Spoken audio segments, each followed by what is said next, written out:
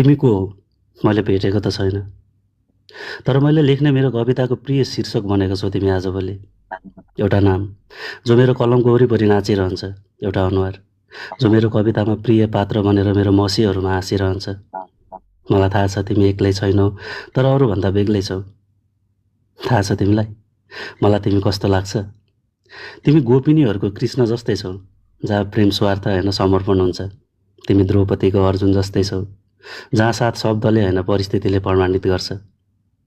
तिमीलाई सुन्दा मन यसरी रमाउँछ जसरी गाइने दाइको गीत सुन्दा यो मन रमाउने गर्छ।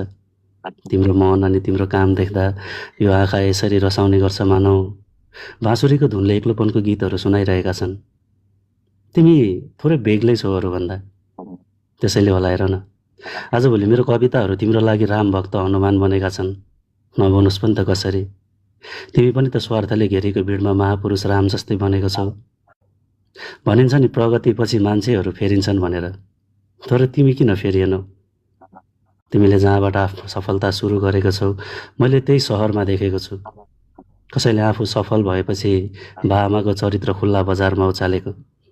एकतिर ठडिएको महलहरू पोस्ट हुन्छन्, अर्कोतिर आमा घरबार विहीन भएको।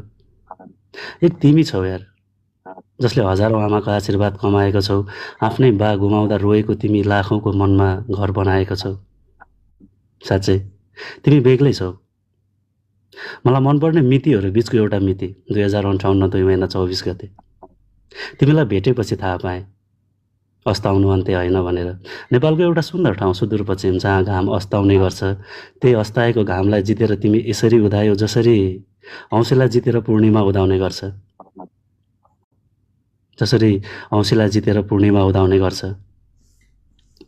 मलाई थाहा छ तिमी सफलतामा छौ, तर न कहिले लोभको चर्चा न घमण्डको सफलता देखायो। आफैले जति सक्छौ त्यति हर कोहीलाई जतायो। आजकल अलिक डर लाग्छ मलाई। तिमी उदाएको दिन आमाको ओठको मुस्कान हेर्न नपाएको तिमी हजारौँ आमाको ओठमा हाँसोको बिरुवा रोपिरहेको छौ। न लोभ गर्यौ चर्चाको, न घमण्ड सफलताको देखायो। आफूले जति सक्थ्यौ त्यति प्रेम हर कोहीलाई जतायो। तिमीलाई पनि आरोप लाग्न सक्छ, मान्छेहरू आशावादी हुन्छन्। हर कोहीलाई यसरी सहयोग गर्छौ जसरी भजन सकेपछि चोखो मनले पञ्चामृत बाँडिन्छ। आज यस्तो लाग्दैछ आफ्नै छातीभित्र तिमीले एउटा अदालत बनाएको छौ, जहाँ गल्ती तिम्रो छैन, सजाय मन्जुर गरेको छौ। मेरो एउटा प्रश्न, आखिर किन? जवाफमा मौनताको बाक्लो थकान देखे तिम्रो आँखामा, अनि मेरो शब्दहरू आँसु बनेका छन्। आज तिमी आफू रित्तिएर